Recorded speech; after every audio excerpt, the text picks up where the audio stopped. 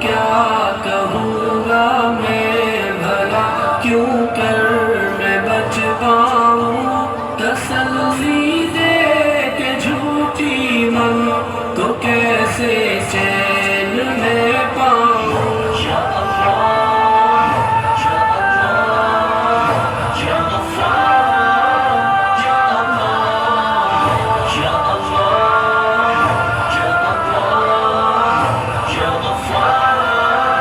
یا اللہ میں بھولا ہوں کہ ایک دن موت سب کچھ ختم کر دے گی میں خوش فہمی میں جیتا ہوں وہ سب کچھ بسم کر دے گی وہ دیکھو موت کی سختی مجھے دے چلی آئی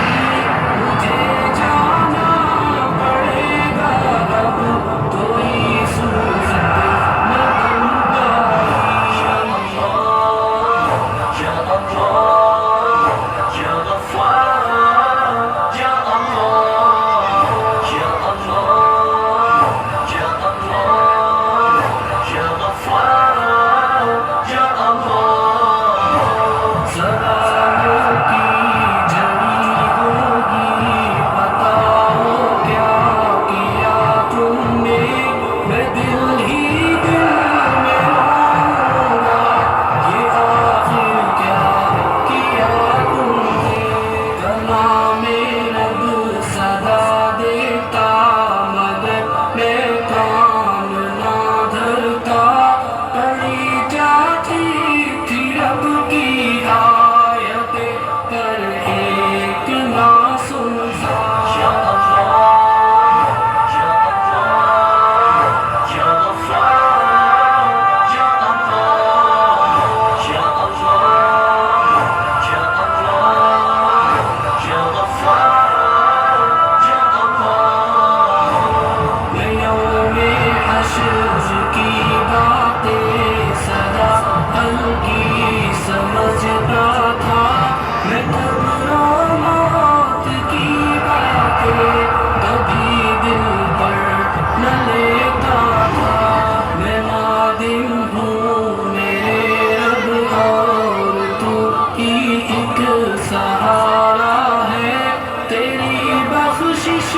تیری رحمت یہی بس ایک سہارا ہے یا اللہ یا اللہ یا غفار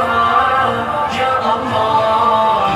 یا اللہ یا اللہ یا غفار یا اللہ یا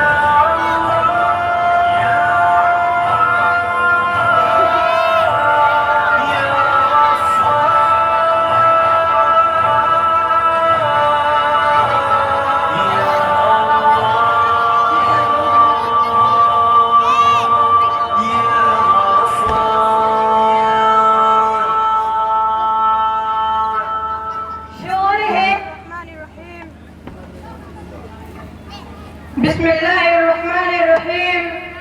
شور ہے ہو گئے دنیا سے مسلمان نابود